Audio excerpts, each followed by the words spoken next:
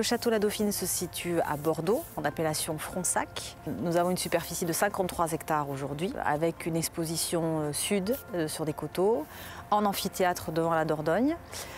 C'est un très beau domaine qui ressemble à la Toscane, avec des cyprès, des pins parasols et un château datant du XVIIIe siècle. Sur les 53 hectares, aujourd'hui, on a une vingtaine de sols différents.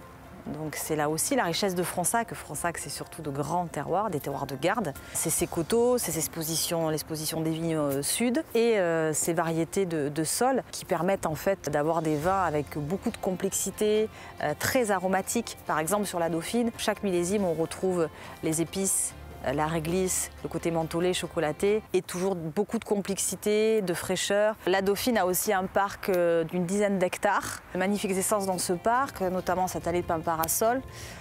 Ces pins parasols ont une centaine d'années. Également des liquides ambar qui viennent d'Orient, qui ont été plantés lors de la construction du château qui date de 1750. Ils sont aujourd'hui classés arbres remarquables. Ils sont les plus vieux d'Europe. En 2009, on a commencé à passer la propriété en bio. Tout d'abord pour les vignerons qui travaillent dans les vignes, pour leur santé, tout simplement.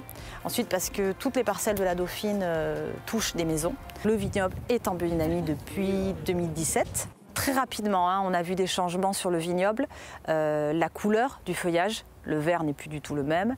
La vie, la terre n'est plus cette espèce de terre morte parfois qu'on a l'impression de sentir. Ben là, on a une terre qui vit. Au départ, on ne s'était pas dit ça va transformer le vin. Mais ensuite, quelques années, on va dire au bout de 4-5 ans, le vin a commencé aussi à changer.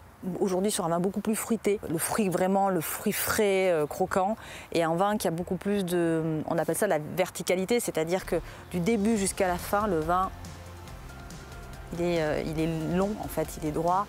Et aujourd'hui, tout ce qui a été fait au vignoble, ça bascule ensuite sur le chai. On a baissé les barriques neuves. Il y a toujours du bois, parce que le bois restera voilà, l'élément principal de l'élevage, ça on en est sûr. Mais on a moins de bois neuf.